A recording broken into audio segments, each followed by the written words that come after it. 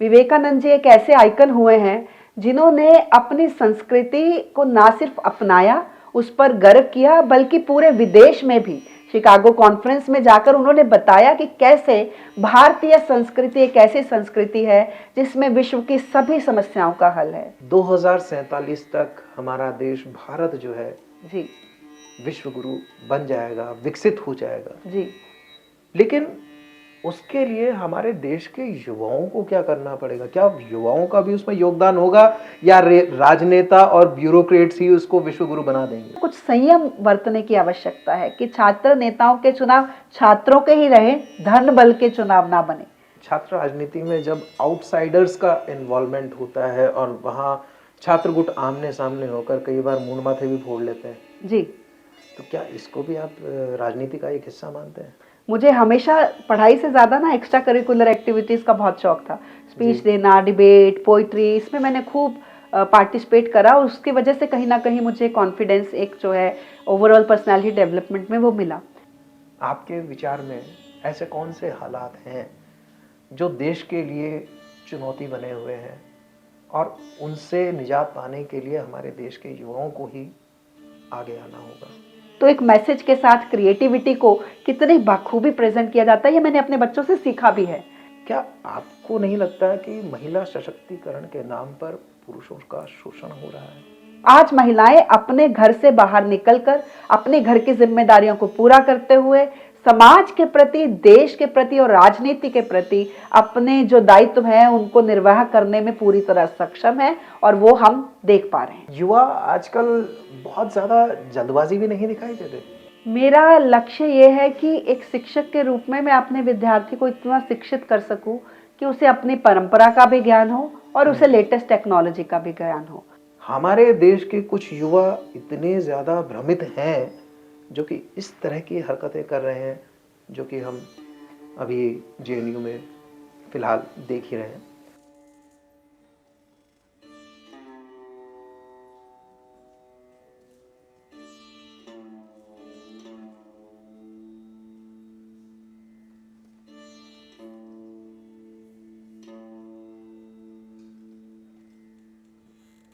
Vande Mataram live performers की motivational podcast series uncut talks with PBD में आपका फिर से स्वागत है।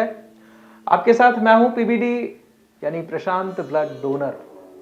प्रशांत शर्मा के नाम से भी आप मुझे जानते हैं, लेकिन वो मेरी जन्म से पहचान है और प्रशांत ब्लड डोनर एक ऐसी पहचान है जो मैंने अपने कर्म से बनाई है। और मैसेज यही कन्वे करते हैं कि आप रक्तदान करें, सुरक्षित रहें और मरीजों को भी सुरक्षा प्रदान करें। साथियों, आज युवा दिवस पर विशेष यह हमारा पॉडकास्ट होने वाला है और आज हमारी जो खास मेहमान हैं वो भी युवाओं से बहुत गहरा जुड़ाव रखती हैं, महिला हैं और युवाओं के बीच में रही हैं, महिला छात्राओं के बीच में ये रही हैं और राजस्थान यूनिवर्सिटी में असिस्टेंट प्रोफेसर हैं पब्लिक एडमिनिस्ट्रेशन में।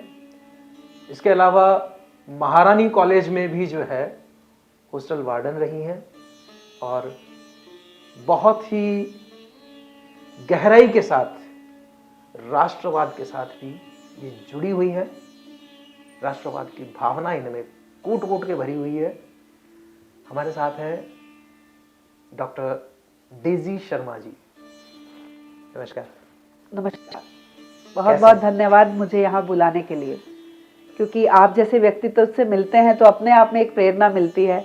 मुझे पता चला आपके ब्लड डोनेशन का जो मूवमेंट आपने शुरू किया है कि ये सिर्फ कैंप्स तक सीमित नहीं रहे और सभी स्टूडेंट जाकर ब्लड बैंक में जाकर डोनेट करें। मुझे लगता है ये वो सोच है जो युवा की हो सकती है। तो आपकी पहले तो इस युवा सोच को सलाम और आपको युवा दिवस की बहुत शुभकामनाएं। बहुत बहुत धन्यवाद। आपकी और मेरी सोच बिल्कुल समान है। मैं भी यही चाहता हूँ कि युवा जो है ब्लड बैंक जाकर ब्लड डोनेशन करने की आदत को अपनाएं, जिससे कि कैंपों में होने वाले खर्च से भी बचा जा सके और कैंपों में होने वाली राजनीति से भी जो है बचा जा सके। जी बिल्कुल बिल्कुल। आप महारानी कॉलेज में काफ़ी साल रहे। जी। और वहाँ युवाओं से आपका सीधा संपर्क रहा। जी। बच्चों पर कभी कभी रौब भी जमाते होंगे। तो महारानी कॉलेज के आपके अनुभव को आप साझा करें कि कैसे आप वहाँ काम कर रहे थे और क्या क्या चुनौतियाँ आपके सामने रहीं। महारानी कॉलेज में काम करना जीवन का सबसे एक सुखद अनुभव है, क्योंकि मुझे लगता है जब आप युवाओं के बीच में रहते हैं तो आप खुद युवा बने रहते हैं। हमें लगता है कि हम शिक्षक हैं तो हम विद्यार्थियों को कुछ नया सिखाएंगे, पर ये मुझे लगता है टू वे प्रोसेस है। ये जो आज का यूथ है हमारा, ये बहुत डायनामिक है, इनके पास बहुत एनर्जी है, बहुत इनोवेटिव है। हम भी उनसे कुछ ना कुछ सीखते रहते हैं, क्योंकि हम लगातार युवाओं के बीच में रहते हैं। तो लेटेस्ट ट्रेंड्स क्या हैं, लेटेस्ट टेक्नोलॉजी कौन सी है, क्या आजकल देश में चल रहा है, युवा उसके बारे में क्या सोच रहा है, क्या फ्यूचर हमारे देश का हो सकता है, वो सारे विषय बहुत परत दर परत बहुत खुले रूप से हमारे सामने रहते हैं महारानी कॉलेज में काम करने के कारण। और सबसे बड़ी बात, जैसे आप जानते हैं कि महारानी कॉलेज प्रदेश का सबसे बड़ा कॉलेज है, गर्ल्स कॉलेज है, और वहाँ पे देश प्रदेश के कोने कोने से बच्चियाँ वहाँ पे आती हैं। तो पूरे राजस्थान की पृष्ठभूमि एकदम पूरे बहुत साफ तरीके से हमारे सामने आती है। अलग अलग परिवेश के बच्चे आते हैं, ग्रामीण परिवेश के बच्चे भी आते हैं, शहरी परिवेश के बच्चे भी आते हैं। तो पूरा एक मिनी इंडिया और या कहे मिनी राजस्थान हमारे सामने होता है। तो उनकी समस्याओं को जानना, उनके मुद्दों को जानना, उनके विषयों को जानना बहुत सरल हो जाता है। और जब युवाओं के बीच रहते हैं तो चुनौतियाँ यही होती हैं, क्योंकि हर परिवेश अलग है। राजस्थान इतना बड़ा प्रदेश है, हर क्षेत्र की अपनी एक अलग पहचान, अपने अलग मुद्दे, अपना एक अलग स्तर है। तो उन सबको साथ में लेकर चलते हुए जो विकसित भारत का या एक भारत का स्वप्न हम देखते हैं, वो बड़ा एक चुनौतीपूर्ण काम होता है कि कैसे सबको साथ लेके ये समझाया जा सके कि सभी विविधताओं के बाद आप एक है। और वो काम बाखूबी महारानी कॉलेज में हो भी रहा है, एनएसएस के माध्यम से, एनसीसी के माध्यम से, या जितने मोटिवेशनल टॉक्स समय समय पर होते हैं, तो वो निश्चित रूप से बहुत लाभकारी स्टूडेंट्स के लिए होता है। युवा आजकल बहुत ज़्यादा जल्दबाजी भी नहीं दिखाई देते, शॉर्टकट अपनाने की कोशिश, और मतलब जरा सी नेगेटिविटी आई तो हताश हो गए। ऐसे सिचुएशंस को कैसे डील किया जाना चाहिए? ये मैं बिल्कुल मानती हूँ, उसका कहीं ना कहीं कारण ये बढ़ता हुआ सोशल मीडिया है। क्योंकि आज आप अपने काम से नहीं जाने जाते। इंस्टाग्राम पे कितने फॉलोअर्स हैं, आपकी पोस्ट पे कितने लाइक्स आए, तो रियल लाइफ के चक्कर में कहीं ना कहीं हम रियल लाइफ से दूर होते जा रहे हैं। और इसमें सबसे बड़ी बात ये कहूँगी कि हमने कहीं ना कहीं अपनी पेरेंटिंग में या अपने जो सामाजिक संस्कारों में विद्यार्थियों को फेल होना सिखाया ही नहीं। हमने उनको ये सिखाया कि पास होना है, फर्स्ट आना है, और अगर आप फेल हो गए तो यानी कि आपने कुछ खो दिया। एक तरह का ये फेलियर को इतना स्टिग्मा बना के हमने बच्चों के सामने पेश किया है कि अब कोई फेल होना नहीं चाहता, और उसका डर ही उनके जो आत्मविश्वास है, उनका सेल्फ कॉन्फिडेंस है, उनकी एग्जिस्टेंस को बहुत कम में लेके जाता है, जिसके कारण उनके ऊपर प्रेशर आता है। हमारा जब पहले का अगर आप प्राचीन हमारी संस्कृति देखें तो वो कर्म प्रधान संस्कृति थी। फल को हमने कभी भी साथ में नहीं जोड़ा कि हमें कर्म करना है, अपना बेस्ट करना है, उसके बाद सब ईश्वर पे छोड़ देना है। और जब हम इस मूल से हट गए और हम रिजल्ट के ओरिएंटेड हो गए, ज़्यादा से ज़्यादा हम फल को प्राप्त करना चाह रहे हैं, मुझे लग रहा है उसी के बाद ये जो अनवांटेड प्रेशर है विद्यार्थियों पर, स्टूडेंट्स पर, हमारे बच्चों पर, वो आता जा रहा है। अच्छा, इस नेगेटिविटी को फेस करने के लिए खेल कूद कितने कारगर साबित हो सकते हैं? खेल कूद बहुत कारगर साबित हो सकते हैं, क्योंकि जब आप मैदान पे जाते हैं, आपके हार्मोन्स रिलीज होते हैं, आपका स्ट्रेस रिलीज होता है, तो आप एक बहुत अपना जो नेगेटिविटी है उसको आपको फील करते हैं, फ्लश आउट होंगे। ये आपने भी अनुभव करा होगा, कभी आप बहुत सैड हैं, आप बहुत लो फील कर रहे हैं, अचानक से खेल खेलने चले जाएंगे, आपकी पूरी एनर्जी पॉजिटिव हो जाएगी। पर यही समस्या है कि हमारा विद्यार्थी ग्राउंड पे नहीं पहुंच रहा, वो खेल भी वीडियो गेम पे खेल रहा है, वो खेल भी फोनों पे खेल रहा है। तो यही समस्या है कि हम रियल लाइफ से कट गए, रियल लाइफ में फोकस हो गया। तो रील वाला जो ये लाइफ का कॉन्सेप्ट आ गया ना, इसको थोड़ा कम करने की ज़रूरत है मुझे लगता है। और मेरे मायनों में तो मैं कहती हूँ कि युवा वही है, युवा का मतलब है संघर्ष करना, युवा का मतलब है अपने कंफर्ट जोन से बाहर निकलना। आप जितना अपने कंफर्ट जोन से बाहर निकल के लोगों के बीच जाएंगे, असली समाज के बीच जाएंगे, उतना आप अपने आप में जुड़ाव महसूस करेंगे, उतनी आपको ताकत मिलेगी कि मुझे इस देश के लिए, इस समाज के लिए कुछ करना है। तो युवा तो संघर्ष के लिए बना है, युवा कंफर्ट जोन से बाहर निकलने के लिए बना है। और जो बाहर नहीं जाएगा, सिर्फ फोन में, सोशल मीडिया पे सिमट के रह जाएगा, तो वो युवा होने को महसूस नहीं कर पाएगा, और उसी के कारण सारी समस्याएं पैदा होती हैं। बैडमिंटन जी, आपका फेवरेट है? मुझे बैडमिंटन खेलना अच्छा लगता है। हाँ। फेवरेट तो मुझे लगता है कि मेरा जो फेवरेट खेल है वो मतलब मेरा मोटिवेशनल तरह की प्राणी मैं हूँ, अपने आप को मानती हूँ। सोशल इंटरेक्शन जो है वो मुझे सबसे ज़्यादा मोटिवेट करता है। अलग अलग लोगों से बात करना मेरे लिए ये नहीं है कि हम बड़े मोटिवेशनल स्पीकर्स को सुने। जब आप कहीं सब्जी लेने गए तो वो सब्जी वाले भैया से बात करना, क्या चल रहा है, कैसे चल रहा है। कई बार आपको ज्ञान रास्ते चलते मिल जाता है। हमारे हॉस्टल की एक बाई जी थी, मुझे याद है उनकी 5 बेटियां हैं और किसी के पास घर में सरकारी नौकरी नहीं, कॉन्ट्रैक्ट पे लगे हुए हैं, बहुत कम उनके पास पैसे हैं, लेकिन फिर भी उनके मन में एक ललक कि मैं अपनी बच्चियों को पढ़ाऊंगी। वो पढ़ लिख के अपने पैरों पे खड़ा हुए। तो मुझे ये चीज़ें मुझे ना ज़्यादा मोटिवेट करती है प्रशांत जी। आम लोगों से मिलना, उनके संघर्षों को जानना और उनके हर व्यक्ति के पास अपनी कहने की एक कहानी है और उन कहानियों को सुनना मुझे बहुत अच्छा लगता है। 3 इडियट्स आपने देखी होगी? जी बिल्कुल देखिए। Motivational movie. जी उसके अलावा एक और आपकी पसंदीदा फिल्म है दिलवाले दुल्हनिया ले जाएंगे। बिल्कुल बिल्कुल गलत है। तो नहीं का कुछ? नहीं नहीं बिल्कुल नहीं। मुझे लगता है मेरी जनरेशन के सभी लोगों की one of the favourite picture वो रही है। इनके अलावा क्या वर्तमान में ऐसी फिल्में बन रही हैं जो कि दिल को छू जाए? अभी हाल ही में आपने देखी होगी धुरंधर। हाँ तो धुरंधर एक अलग ट्रैक की मूवी है, बिल्कुल। राष्ट्रवाद से प्रेरित है और उसमें कई चीज़ें ऐसी भी बताई गई हैं जो कि कांग्रेस के समय में और आतंकवाद को बढ़ावा देने वाली चीज़ें थी। जी नोटों की छपाई बहुत खास तौर पर उसको दिखाया गया और रील्स में भी जो है उनको बहुत हाईलाइट किया गया। बिल्कुल। तो क्या इस तरह की फिल्मों की ज़रूरत देश को है या वही प्यार मोहब्बत की ही कहानियाँ चलती रहनी चाहिए? देखिए, प्यार मोहब्बत तो हमेशा बनी रहनी चाहिए, उसमें कोई दो राय नहीं है, लेकिन ये भी ज़रूरी है कि साथ में जो नरेशन बिल्डिंग भारत के खास तौर पे अगेंस्ट किया गया, मीडिया एक बहुत पावरफुल मैकेनिज्म है नरेशन बिल्डिंग का। और अभी तक जितनी हमने मूवीज़ देखी उसमें भारत को कमज़ोर दिखाया गया या भारत की जो सांस्कृतिक उसकी मजबूती है उसको कभी उभर के हमारे सामने नहीं आया। लेकिन आज का युवा राष्ट्रवाद की ओर प्रेरित है और वो जानता है कि देश सर्वप्रथम है, देश है तो हम हैं।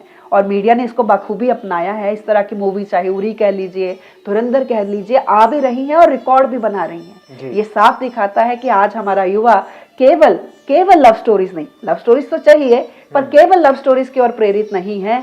वो पूरे देश की संस्कृति को, सब तरह के एस्पेक्ट्स को जानना चाह रहा है। आप देखिए कश्मीर फाइल्स आई थी, उसने भी रिकॉर्ड तोड़ा, क्योंकि आप अपने इतिहास को जानना चाहते हैं कि हमारे इतिहास को कैसे तोड़ मरोड़ कर हमारे सामने रखा गया, क्या सच है, युवा उसको जानना चाह रहा है और अपनी संस्कृति पर गर्व करना सीख रहा है। मुझे लगता है ये सबसे बड़ी बात है, क्योंकि युवा जब अपनी संस्कृति पर गर्व करता है प्रशांत जी, तभी देश आगे बढ़ सकता है। बिना अपने में गर्व की अनुभूति हुए कभी हम सफलता प्राप्त नहीं कर सकते।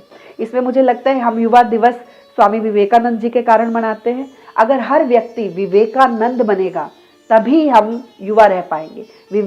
विवेक मतलब आपको ज्ञान होना कि आप क्या हैं, आप कहाँ से आए हैं, आपकी संस्कृति क्या है, आप कौन हैं, आपको समाज के लिए क्या करना है, आपके क्या लक्ष्य हैं। जब तक आपको ये विवेक नहीं होगा और उस विवेक पर आपको, अपनी संस्कृति पर, अपनी निजता पर आपको मान नहीं होगा, तब तक आपके अंदर आनंद की अनुभूति नहीं आएगी। और जब तक आनंद नहीं आएगा आप युवा महसूस नहीं करेंगे। इसलिए अगर युवा दिवस को मनाना है और युवा महसूस करना है तो विवेकानंद बनिए, अपने आप को जानिए, अपनी संस्कृति को जानिए, अपने स्व को जानिए। मेरे ख्याल से कई युवा तो शायद ये जानते ही नहीं होंगे कि युवा दिवस क्यों मनाया जाता है, किस उपलक्ष्य में मनाया जाता है।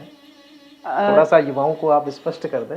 देखिए, युवा दिवस हम स्वामी विवेकानंद जी की जन्म शताब्दी, उनके जन्म को याद करने के लिए, उसको सेलिब्रेट करने के लिए मनाते हैं। विवेकानंद जी एक ऐसे आइकन हुए हैं जिन्होंने अपनी संस्कृति को ना सिर्फ अपनाया, उस पर गर्व किया, बल्कि पूरे विदेश में भी शिकागो कॉन्फ्रेंस में जाकर उन्होंने बताया कि कैसे भारतीय संस्कृति एक ऐसी संस्कृति है जिसमें विश्व की सभी समस्याओं का हल है और सबसे पुरातन संस्कृति है, सबसे प्रोग्रेसिव संस्कृति है। और भारतीय होने पर गर्व करने के हर कारण हमें विवेकानंद जी के जीवन, उनके दर्शन से मिलता है। और मुझे लगता है कि भारतीय संस्कृति को सबसे लिबरल फॉर्म में अगर किसी ने सबके सामने रखा है तो विवेकानंद जी हैं, और उनको जानना हमारे लिए बहुत ज़रूरी है। जिस दिन इस देश के युवाओं ने विवेकानंद जी को सही मायने में जान लिया और उनको अपने जीवन में धारण कर लिया, मुझे लगता है भारत अपने आप विश्व गुरु उस दिन बन जाएगा। विश्व गुरु बनने की आपने जो बात की है, और इस बात की संभावनाएं भी जताई जा रही हैं कि 2047 तक हमारा देश भारत जो है जी विश्व गुरु बन जाएगा, विकसित हो जाएगा। जी। लेकिन उसके लिए हमारे देश के युवाओं को क्या करना पड़ेगा? क्या युवाओं का भी उसमें योगदान होगा, या राजनेता और ब्यूरोक्रेट्स ही उसको विश्व गुरु बना देंगे? नहीं नहीं, युवा तो किसी देश का भविष्य कहते हैं हम, पर मुझे लगता है वर्तमान भी युवाओं के ऊपर केंद्रित है। युवा जो करेगा वैसा ही तो देश बनेगा। जिस देश ने, हम अगर डेवलप्ड कंट्रीज के उदाहरण देखें तो उन देश के युवाओं ने इनोवेशन किया, नई नई फैक्ट्रीज लगाई, नई कंपनीज खड़ी करी, अपनी इकोनॉमी को ग्रोथ किया, उसी के दम पे तो वो देश आज डेवलप्ड कंट्रीज हैं। तो हमारा युवा भी अगर सही दिशा में चलेगा, सही इनोवेशन करेगा, जो कर भी रहा है। आपको अभी याद होगा कि अभी थोड़े दिन पहले पिलानी के स्टूडेंट्स ने एक ऐसा ड्रोन बनाया है जो सिर्फ एक गुब्बारे से, बैलून से चलता है, ग्रेविटी को पार कर जाता है, कोई उसको रॉकेट, कोई मिसाइल उसको हटा नहीं सकती, और वो बहुत बखूबी अपना काम करता है और बहुत सस्ते में बना है। ये इनोवेशन जिस देश का युवा कर लेगा तो सोचिए पूरी वॉर इकोनॉमी को वो बदल के रख देगा। तो मुझे लगता है ये युवा जो है हमारे, इनके दम पर ही हम 2047 का जो भारत है उसको पूरा कर पाएंगे। आप देखिए, सरकार अपनी तरफ से कदम करती है, प्रयास करती है। मोदी जी ने स्वच्छ भारत अभियान लागू किया, लेकिन वो अभियान सफल तभी होगा जब इस देश का युवा उसमें साथ देगा, जब वो जानेगा कि मुझे अपने देश को, आस पड़ोस को, अपने कॉलेज को, अपने घर को साफ रखना है। और युवा का रोल हर पॉलिसी मेकिंग, हर पॉलिसी को इम्प्लीमेंट करने में है। अगर युवा संघ सही से इम्प्लीमेंट करेंगे तभी जाकर तो हम अपने सपनों को साकार कर पाएंगे। बिना युवाओं के तो 2047 के हम कभी भी महान नहीं बन पाएंगे। अगर युवा साथ है तो निश्चित रूप से 2047 तक हम विश्व के सबसे बड़े एक अर्थव्यवस्था के रूप में भी उभरेंगे और सबसे बड़ी एक नॉलेज पावर के रूप में भी उभरेंगे। आप देखिए जितने फॉरेन कंट्रीज हैं, अमेरिका है, यूके है, सब में जो इंटेलेक्चुअल माइंड्स हैं वो ज़्यादातर भारतीय हैं। नासा से लेके देख लीजिए, इन्फोसिस से लेके देख लीजिए, एप्पल में देख लीजिए, हर जगह मेजॉरिटीज जो है, जो पॉलिसी डिसीजन मेकिंग में या इंपॉर्टेंट सीईओ पोजीशन है वर्ल्ड की टॉप कंपनी, सब इंडियंस हैं। तो हमारी युवा ही शक्ति है जो विश्व को भी इस समय मुझे लगता है बहुत कंट्रीब्यूट कर रही है, और निश्चित रूप से भारत को भी करेगी। जी बिल्कुल। अभी हाल ही में जो है एक वाकया जेएनयू में हुआ, दिल्ली, मोदी तेरी कब्र खोदेगी, जी, जेएनयू की धरती पर शाह तेरी कब्र खोदेगी, ये इस तरह के जो नारे हैं, मोदी जी हमारे देश के ऐसे प्रधानमंत्री हैं जिनको सबसे ज्यादा लोग चाहते हैं, देश में ही नहीं विदेशों में भी। जब वो जाते हैं यात्राओं पर तो उनके स्वागत में वहाँ के प्रधानमंत्री, राष्ट्रपति तक पलक पावड़े बिछाए उनका इंतजार करते नजर आते हैं। बिल्कुल। और रूस के प्रधानमंत्री हों या अमेरिका के जो राष्ट्रपति हैं, वो भी जो है मोदी जी की बहुत तारीफें करते हैं, उनकी तारीफ में कसीदे करते दिखाई देते हैं। लेकिन हमारे देश के कुछ युवा इतने ज़्यादा भ्रमित हैं जो कि इस तरह की हरकतें कर रहे हैं, जो कि हम अभी जेएनयू में फ़िलहाल देख ही रहे हैं। तो इसका क्या समाधान हो सकता है, और क्या युवा इस तरह की हरकतों से हमारे देश को सम्मान दिला सकते हैं? प्रशांत जी, मैं मानती हूँ कि असहमति लोकतंत्र का सबसे मूल सिद्धांत है। जी। हमारी खुद की जो संस्कृति रही है वो वाद विवाद की रही है, शास्त्रार्थ की रही है। हमारे यहाँ पर जब तक मतलब धर्म को लेकर भी शास्त्रार्थ हुए हैं, धर्म के सिद्धांतों को लेकर भी हुए हैं, और जो लास्ट में सही प्रूव होता है हमने उसको स्वीकार किया है। जी। लेकिन आज के युवाओं को शायद ये भ्रम हो गया कि विरोध करना ही लोकतंत्र है, केवल विरोध के लिए विरोध करना ही लोकतंत्र है। और एक व्यक्ति विशेष का विरोध करने के लिए वो देश का भी विरोध कर बैठते हैं। हाँ, आप व्यक्ति विशेष का विरोध कीजिए, लेकिन एक निश्चित सीमा में। हमारे असहमति के भी आपके कुछ सिद्धांत होते हैं, आपके कुछ डेकोरम होता है। अगर आपको राजनीतिक तौर पे किसी का विरोध करना है, आप किसी दूसरी पॉलिटिकल आइडियोलॉजी को बिलोंग करते हैं, तो उसको भी आप बहुत सम्मान के साथ, बहुत गरिमा के साथ कर सकते हैं। लेकिन विरोध और नफरत के बीच की जो माहीन सी लाइन होती है, जिसको अक्सर युवा क्रॉस कर रहा है इस तरह के प्रकरणों में, मुझे लगता है वो नहीं होना चाहिए। और उनको ये भी समझना चाहिए कि जितना मोदी को गाली देंगे, मोदी उतना और उभर के सामने आएगा। जब जब इस तरह की गलत प्रक्रियाएं अपनाई जाती है, मोदी को गलत तरीके से मलाइन करने की कोशिश करती हैं, इस देश की जनता मोदी जी को बहुत प्यार करती है और उसका जवाब भी वो देती है। रही बात युवाओं की, तो मुझे लगता है एक डिस्कोर्स ऐसा होना चाहिए जिससे युवाओं को ये समझाया जाए कि आपको अपने विचार प्रकट करने की स्वतंत्रता है, लेकिन संविधान के सीमित दायरे में रहते हुए। आपकी भाषा पे संयम, आपके विचारों में नैतिकता जो है वो झलकनी चाहिए, क्योंकि जब आप इस तरह की बातें करते हैं तो आप विद्यार्थी कम गुंडे ज़्यादा लगते हैं। और मुझे लगता है कि जेएनयू एक बहुत अच्छी यूनिवर्सिटी है, वहाँ पे तो वाद विवाद की बहुत लंबी एक प्रक्रिया भी रही है, वहाँ की परंपरा रही है। जो प्रेसिडेंट होते हैं वो भी डिबेट से सामने आते हैं, डिबेट, प्रेसिडेंशियल डिबेट होती है। तो मुझे लगता है वहाँ पर अगर ये तरह की चीज़ें हो रही हैं तो कहीं ना कहीं ये जेएनयू की संस्कृति के भी खिलाफ है, क्योंकि वहाँ पे कभी भी अमर्यादित भाषा का प्रयोग अभी हाल फिलहाल के कुछ सालों में होने लगा है। जब ये लोग हताशा का शिकार हो रहे हैं, इनको लग रहा है कि हम कुछ भी कर ले मोदी नहीं बदलेगा। भाई, मोदी को देश की जनता ने चुना है, देश की जनता उनको बेतहाशा प्यार करती है, क्योंकि जनता समझ रही है कि मोदी देश के लिए क्या क्या काम कर रहे हैं। तो आप कुछ भी करें, आपको हार का सामना करना पड़ रहा है, कहीं ना कहीं वो हार निकल के इस रूप में हमारे सामने आ रही है। जी बिल्कुल। अभी हमारे देश के जो युवा हैं वो शिक्षा चाहते हैं जी, और बेहतर शिक्षा उनको मिल भी रही है जी, क्योंकि भारत की जो शिक्षा नीति है वो पूरे विश्व में विख्यात है। जी, नौकरी की भी चाहत रखते हैं, बिल्कुल। लेकिन जब बात आती है कल्चर की, जी, तो कल्चर हमारे देश के युवाओं को क्या नहीं चाहिए? देख, क्या कल्चर का कोई महत्व नहीं है? नहीं नहीं प्रशांत जी, ये आपने बहुत वैसे अच्छा पॉइंट उठाया, क्योंकि हमारे देश में क्या है कि जितनी भी डिबेट्स होती है ना, वो हमेशा इस बात पे, जब भी हम संस्कृति के पुनरुत्थान की बात करते हैं या नव निर्माण की बात करते हैं, तो ये कहा जाता है कि हमें स्कूल चाहिए, हमें नौकरी चाहिए, हमें रोजगार चाहिए। वो बिल्कुल चाहिए, उस पर किसी तरह का कोई संशय नहीं है। लेकिन हमें ये भी देखना होगा कि जब जब जिस जिस देश में इतिहास में कल्चरल रेवोल्यूशन आया है, उसके बाद ही उस देश में इकोनॉमिक रेवोल्यूशन आया है। आप देखिए अमेरिका में, जब अमेरिका ने ये विद्रोह करा यूके के खिलाफ कि भाई हमारा एक अमेरिकन वे ऑफ लाइफ है, इसलिए हमें अपनी अलग स्वतंत्रता चाहिए, उसके बाद ही अमेरिका में इतनी तरह की इकोनॉमी की, आईटी, इंफॉर्मेशन की डेवलपमेंट हुई।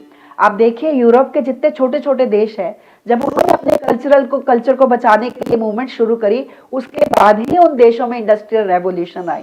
तो जब तक एक व्यक्ति अपने कल्चर को पहचानेगा नहीं, उससे जुड़ेगा नहीं, उस पर स्वाभिमान उसका नहीं विकसित होगा, तब तक वो आर्थिक रूप से भी विकास नहीं कर पाएगा। और कल्चर आपको एक पावर देता है। आप इसको भारत के परिप्रेक्ष्य में समझिए, जैन कम्युनिटी है, वो किसी दूसरे का विरोध नहीं करते, लेकिन उनकी कम्युनिटी फीलिंग बहुत स्ट्रॉन्ग है अपने कल्चर के प्रति, अपनी आइडेंटिटी के प्रति, और वो एक दूसरे को सपोर्ट भी करते हैं। आप देखिए जैन कम्युनिटी बिना सांप्रदायिक हुए, बिना किसी दूसरे के बारे में कुछ फैलाए, लेकिन एक बहुत स्ट्रॉन्ग इकोनॉमिक पावर के रूप में इस देश में काम कर रही है। ज्यूइश को देखिए पूरे वर्ल्ड लेवल पर, वो किसी दूसरे का विरोध नहीं करते, लेकिन पूरे वर्ल्ड की इकोनॉमी, ज्यूइश कंट्रीब्यूशन जो है वो इसी वजह से है कि वो अपनी कल्चरल आइडेंटिटी को मेंटेन रखते हैं और उसको कंसोलिडेट करते हैं। तो कल्चर तो हर व्यक्ति को चाहिए। कल्चर आपको, मुझे लगता है, सारी तमाम समस्याओं से छुटकारा पाने का नजरिया भी देता है, संबल भी देता है और दिशा भी देता है।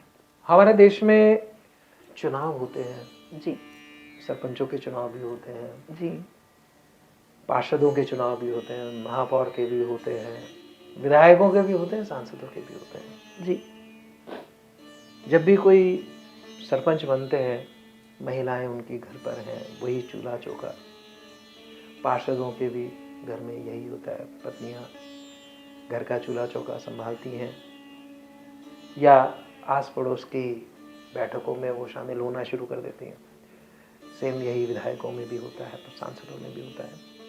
लेकिन जब कोई महिला सरपंच बनती है जी, या महिला पार्षद बनती है या महिला विधायक बनती है, तो उनके पतियों का बोलबाला हो जाता है और वो फिर भी घर पे बैठी रहती है। कई बार ऐसा देखा जाता है, जैसे कि सरपंच पति, हाँ पार्षद पति, जी। विधायक पति।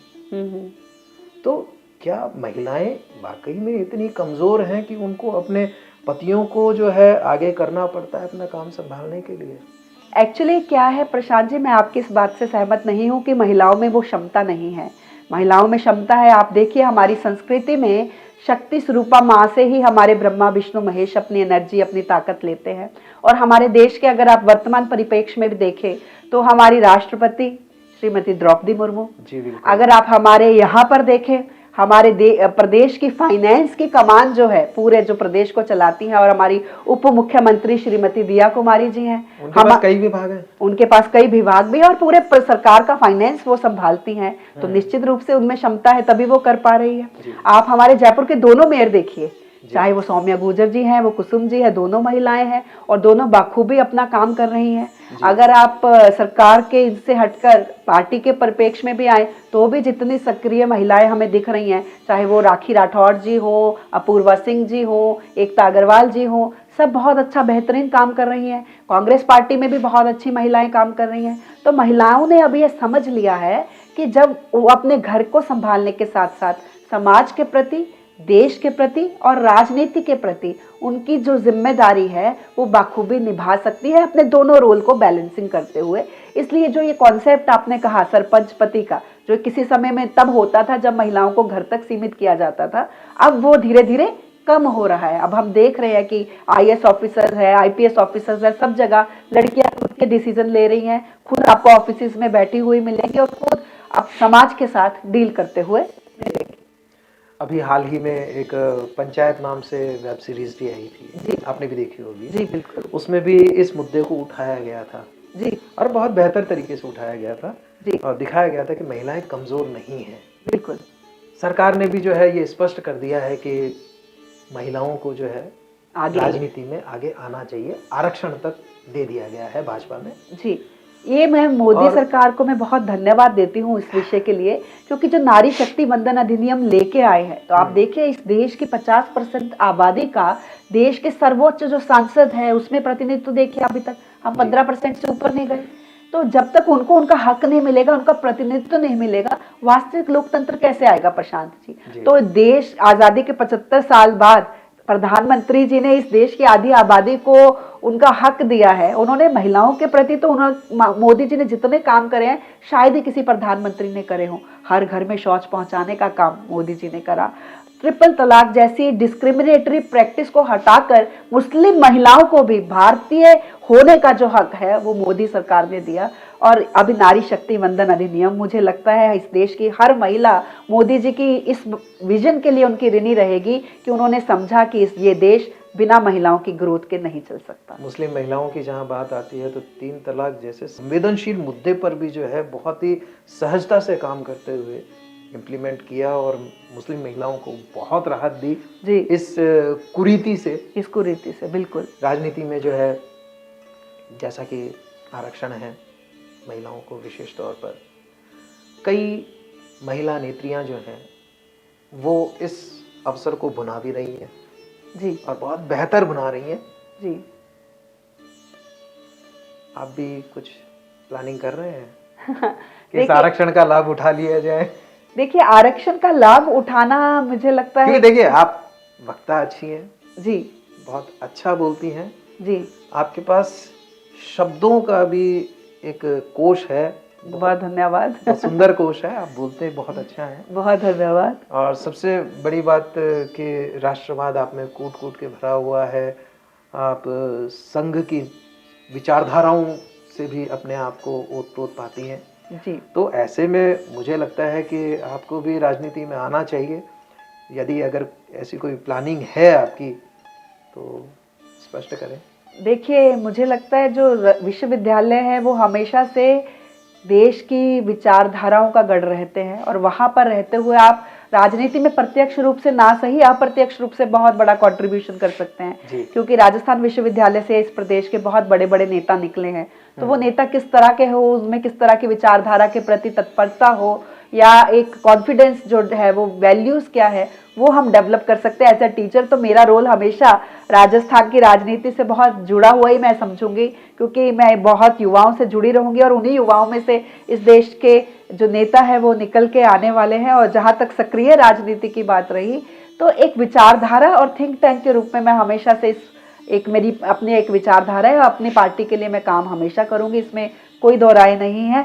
और अगर मौका मिला तब जरूर से देखा जाएगा, पर हाल फिलहाल मैं बैकड्रॉप में रह के काम करना चाहती हूँ Prashant. Great great great great. और यही होता है कि पद मिले या ना मिले, सम्मान मिले या ना मिले, देश के लिए अपनी विचारधाराओं को प्रबल करना ही, युवाओं तक अपनी विचारधारा को पहुंचाना ही हमारा मकसद होना चाहिए। जी। वर्तमान में कई ऐसे हालात देखे जा रहे हैं देश में जो कि बहुत ही दयनीय स्थिति की ओर इंगित करते हैं। आपके विचार में ऐसे कौन से हालात हैं जो देश के लिए चुनौती बने हुए हैं और उनसे निजात पाने के लिए हमारे देश के युवाओं को ही आगे आना होगा? देखिए, जो सबसे बड़ा चुनौती का कारण मैं मानती हूँ वो है कि हमारी संस्कृति को कमतर पेश करने का जो नैरेशन एक चल रहा है देश में और पूरे समाज में, कि किस तरह से हम हिंदू संस्कृति को कमतर दिखाना चाहते हैं, भारतीय संस्कृति को कमतर दिखाना चाहते हैं, और ये दिखा रहे हैं कि डेवलपमेंट का मॉडल जो हो वो वेस्टर्नाइज्ड होता है। ये जो सोच है, चाहे वो फिल्मों के माध्यम से हो, चाहे वो नैरेशन बिल्डिंग के माध्यम से हो, मीडिया के माध्यम से हो, मुझे लगता है ये सोच ही भारत की सबसे बड़ी दुश्मन है।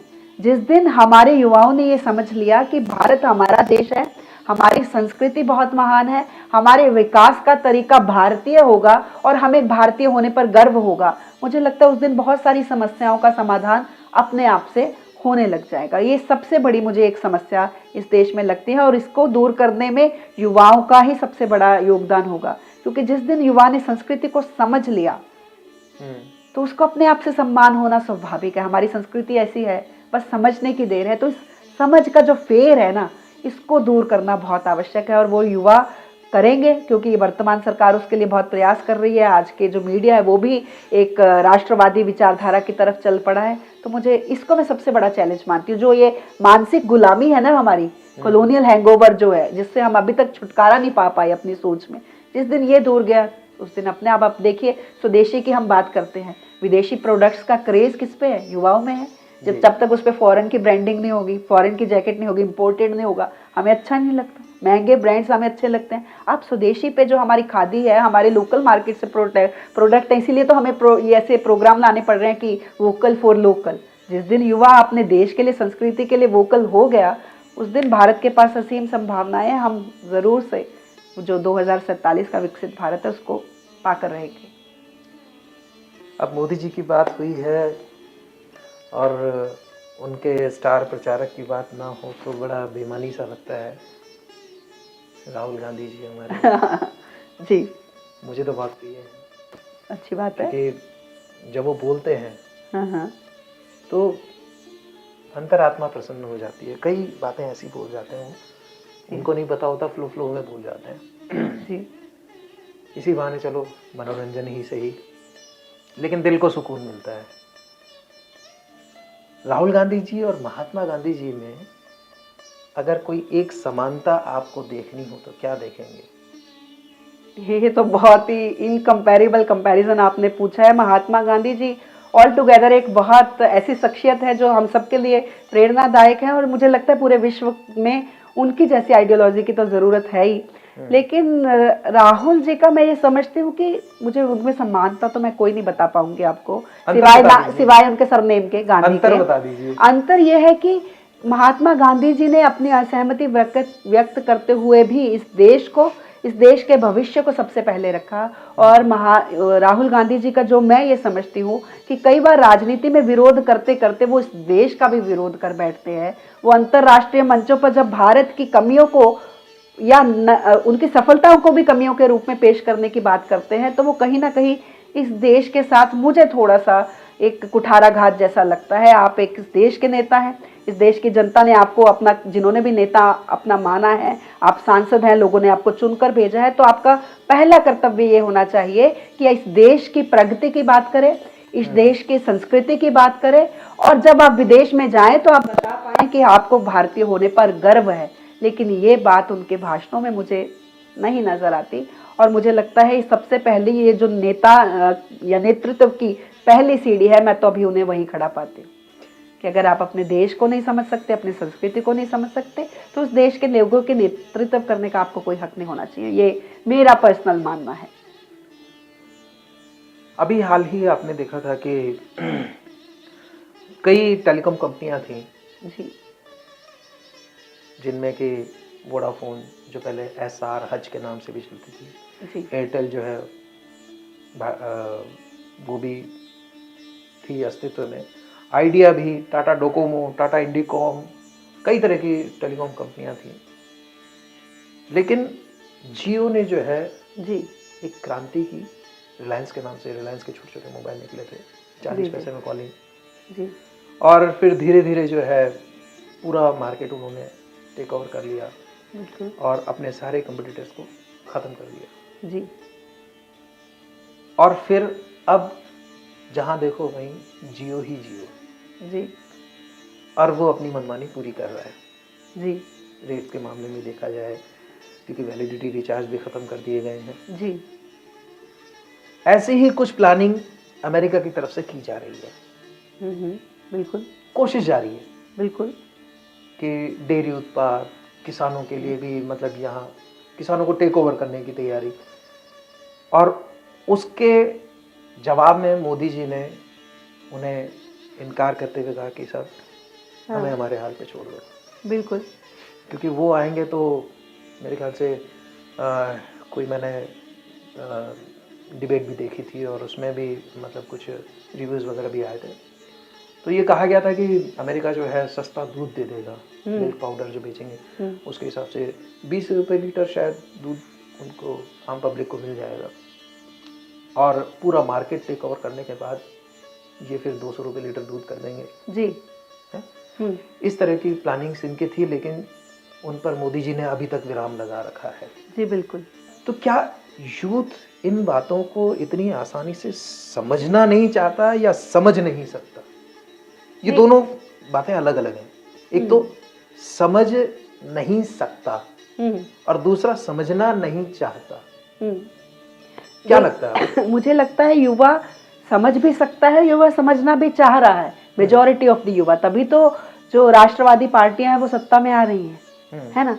और जहां तक ये बात है तो इस देश का युवा इन चीजों को समझता है। आप देखिए जब यूएस ने टैरिफ वॉर की हमारे साथ डिप्लोमेसी करी और भारत बहुत सशक्त रूप से उसमें खड़ा रहा और भारत ने कभी झुका नहीं। उन्होंने कहा कि हम किसी दूसरे देश की दादागिरी अपने पे बर्दाश्त नहीं करेंगे, और इस बात के लिए लोगों ने मोदी जी को, खासतौर पे युवाओं ने मोदी जी को अप्रिशिएट निश्चित रूप से करा है। और अभी भी मोदी जी ने जो कहा है कि व्यक्तिगत रूप से मुझे कितनी भी कीमत क्यों ना चुकानी पड़े, लेकिन मैं अपने किसानों को, अपने डेयरी उत्पाद के क्षेत्रों को यूएस के लिए नहीं खोलूंगा।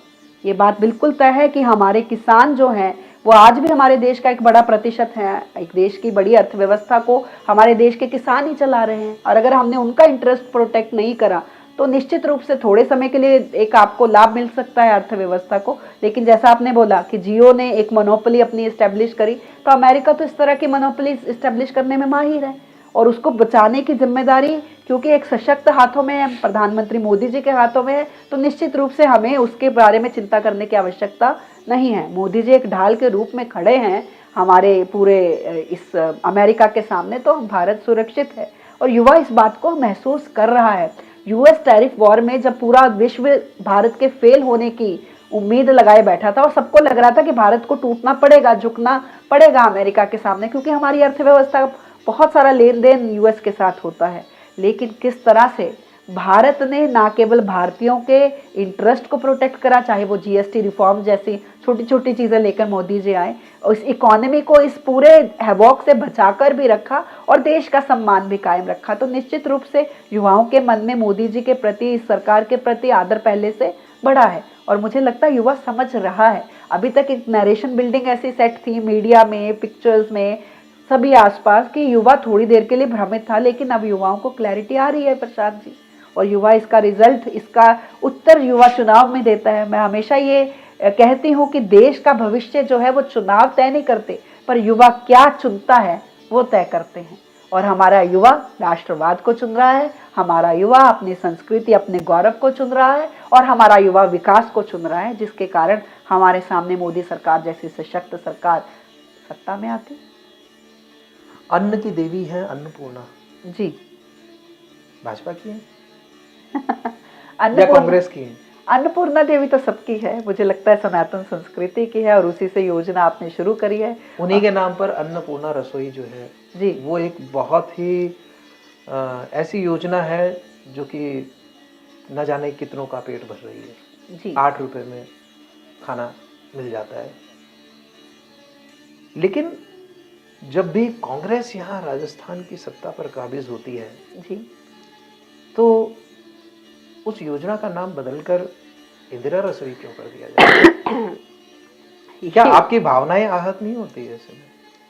नहीं, मैं हमारी भावनाएं इसलिए आहत नहीं होती कि दूसरों की गलती की सज़ा मैं खुद को क्यों दूं, उनकी गलती का पछतावा मैं क्यों करूं, उनका पछतावा वो खुद करें। ये उनकी निकृष्ट सोच दिखाती हैं, उनकी कमतर समझ दिखाती हैं। और मुझे लगता है पार्टी चाहे कोई भी हो, अगर किसी पार्टी ने एक अच्छी सोच के साथ कोई योजना शुरू की है, केवल राजनीतिक लाभ के लिए उसका नाम बदलना सही बात नहीं है। और हर पार्टी को इतनी नैतिकता, राजनीतिक शुचिता जो है वो रखनी चाहिए, नहीं तो जनता उनको जवाब देती है।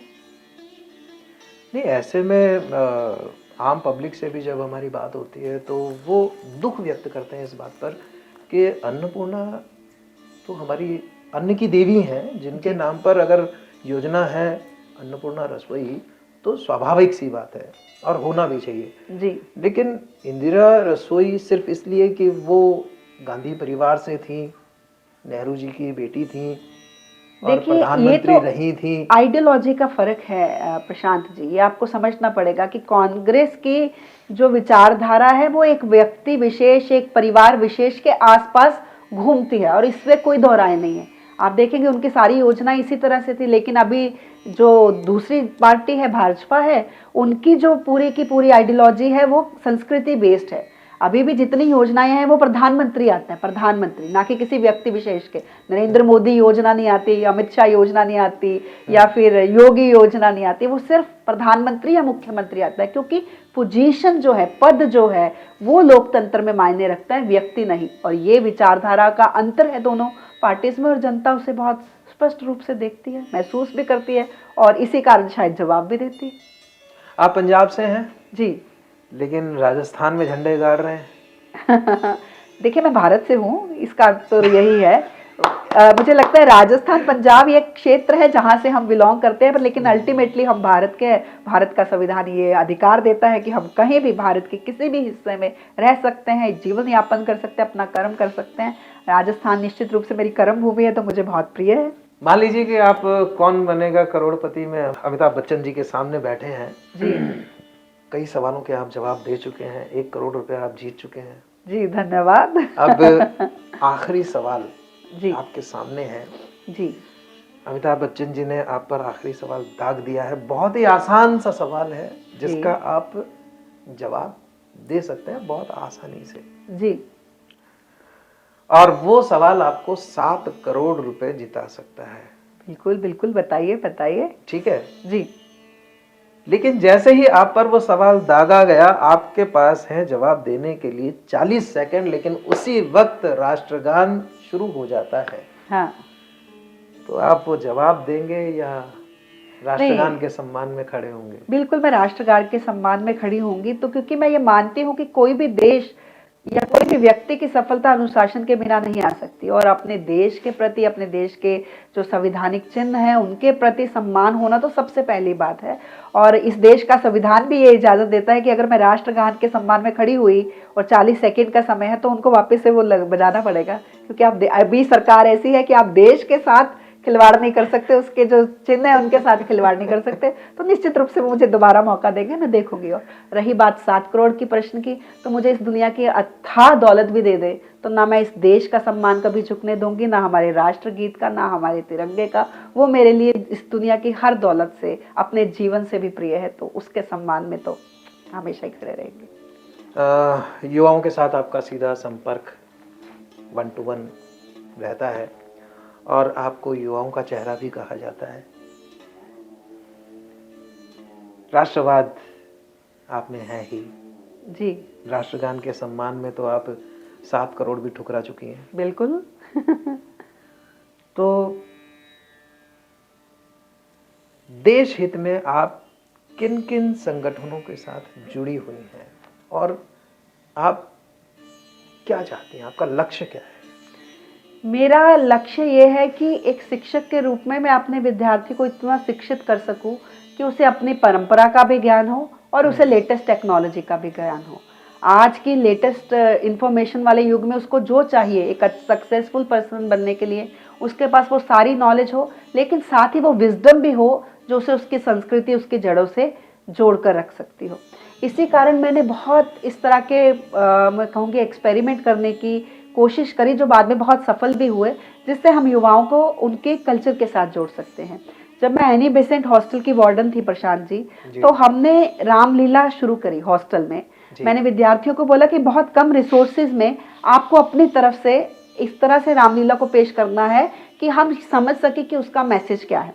पहले साल जब तो मैंने उसमें थिएटर वालों को आपने साथ में लिया या नहीं बिल्कुल नहीं, उसमें हमारे हॉस्टल के नॉर्मल बच्चे जो जिनको कोई थिएटर की जानकारी नहीं, जिनको कोई डायलॉग डिलीवरी की जानकारी नहीं, तभी तो उनकी श्रद्धा और उनकी भावना जो है वो बहुत मुखर होके आई। ये तो मतलब आप थिएटर से पहले जुड़े हुए थे? मैं थिएटर से पहले जुड़ी हुई हूँ। मैं हमारे जो विश्वविद्यालय में नाटक के हमारे असिस्टेंट प्रोफेसर है डॉक्टर कपिल शर्मा, वो मेरे बहुत अच्छे दोस्त हैं। उनकी जो वाइफ है डॉक्टर प्रियदर्शनी मिश्रा, वो मेरी बहुत अच्छी दोस्त है। तो उनके नाटक हम देखने भी जाते हैं। कपिल से मेरी कई बार इस बारे में चर्चा भी होती रहती है। उसने कई मुझे शनिवार को कपिल शर्मा नाटक में पॉडकास्ट आने वाला है, आप तैयार रहिएगा। जी जी जी, मैं बिल्कुल से उसको देखूंगी। तो उनके माध्यम से मैं इन थोड़ी चीजों को बहुत हमेशा से जानती रहती हूँ। तो कपिल मुझे हमेशा ये बात समझाता है कि बाकी सारी विधाएं अलग है, लेकिन जब विद्यार्थी उसको महसूस करके अपने अंतर मन से करता है ना, उस कैरेक्टर को आत्मसात करता है, उसके बाद जो एक्टिंग आएगी वो दुनिया की कोई स्कूल आपको नहीं सिखा सकता। ये कपिल से मेरी चर्चाओं के दौरान बात होती थी। तो बस उसी के आधार पर मैंने बच्चों को कहा कि हम रामलीला करेंगे, आप करेंगे? तो जो बच्चे बिल्कुल बोलते भी नहीं है, उन्होंने इतना बाखूबी वो रोल करा और पहली बार 4.5 घंटे की रामलीला, और बहुत मिनिमम रिसोर्सेज को यूज करके। सिंहासन नहीं है तो आपने चेयर यूज करी और उसके ऊपर चादर डाल के वो गोल्डन शीट से कवर कर दिया उसको, तो ऐसे लगे कि सिंहासन है। आपके पास दुपट्टे थे ऑरेंज कलर के, उन्हीं को बांध के आपने धोतियों का लड़कियों ने प्रयोग करा। तो मैंने कहा 4.5 घंटे की रामलीला में तो गेस्ट का बैठना इतना लंबा बहुत मुश्किल होगा। तो हमने कहा चलो ठीक है, गेस्ट बीच में चले जाएंगे, करते हैं। पर आप यकीन नहीं मानेंगे प्रशांत जी, वो जो पहली रामलीला हुई 4.5 घंटे में गेस्ट ने जाने की बात तो क्या, हम मेरे से भी बात नहीं करी पूरे दौरान। हम सिर्फ एक टक होके उस रामलीला को देख रहे थे। तो मुझे लगता है ये युवाओं की ताकत है। युवाओं में असीमित संभावनाएं हैं, उन्हें केवल मंच चाहिए, उनको उपदेश नहीं चाहिए, उनको मंच चाहिए। और जिस दिन हमने उनको वो मंच दिया, वो आपको ऐसा कमाल करके दिखाएंगे कि आप भी स्तब्ध रह जाएंगे। और मैं अपने हॉस्टल के बच्चों की प्रतिभा को देखकर सच में मुझे लगा कि हमें इनके लिए और बहुत कुछ करने की आवश्यकता है, क्योंकि ये बहुत कुछ कर सकते हैं। उसके बाद वो रामलीला हमारे हॉस्टल का रेगुलर फीचर हुआ। हमने हमेशा उसको जोड़ के रखा और करते रहे।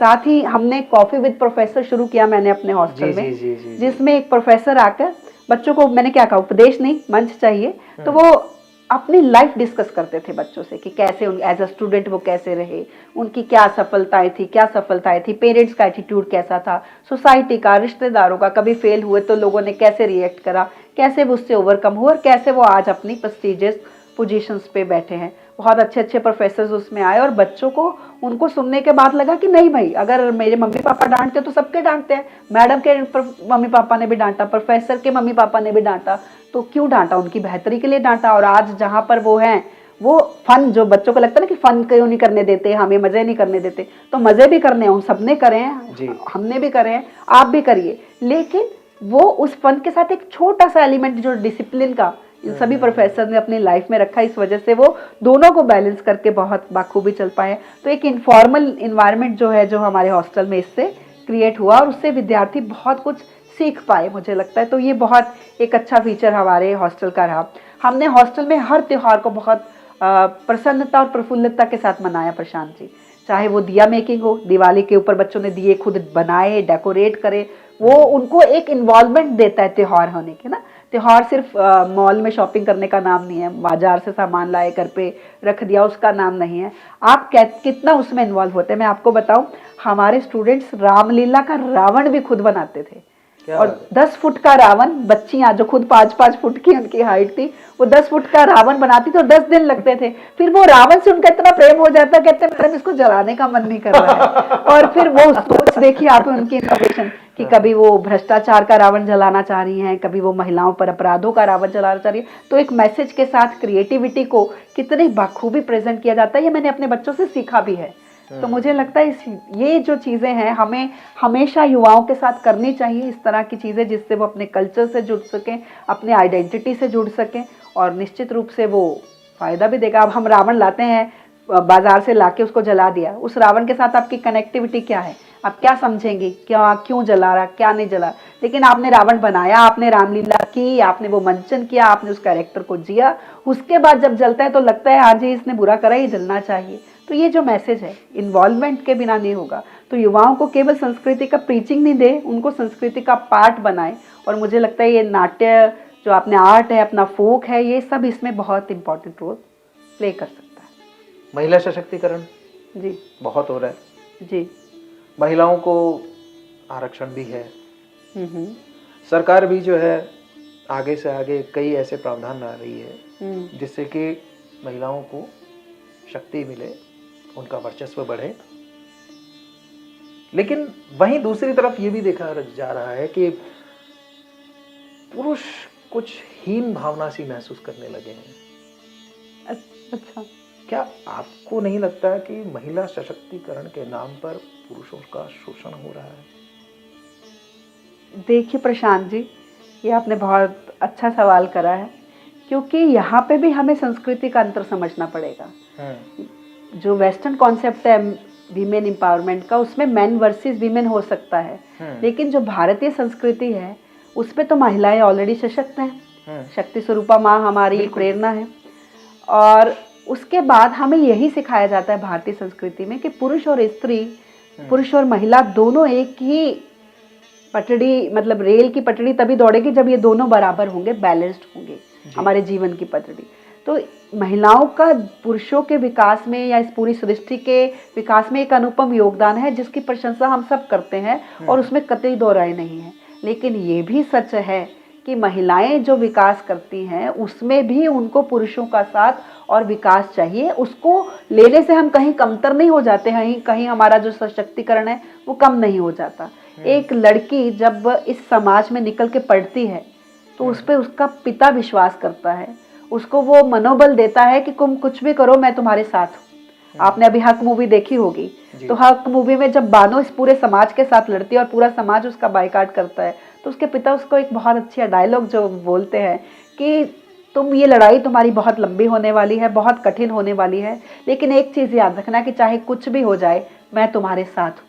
तो हमारे विकास में, महिला सशक्तिकरण में, आपके विकास में आपके पिता का, आपके भाई का, आपके पति का, आपके फ्रेंड का, आपके मेल कलीग का बहुत योगदान होता है। और उनके बिना कहीं ना कहीं इन सारी चीज़ों को बैलेंस करना हमारे लिए पॉसिबल नहीं है।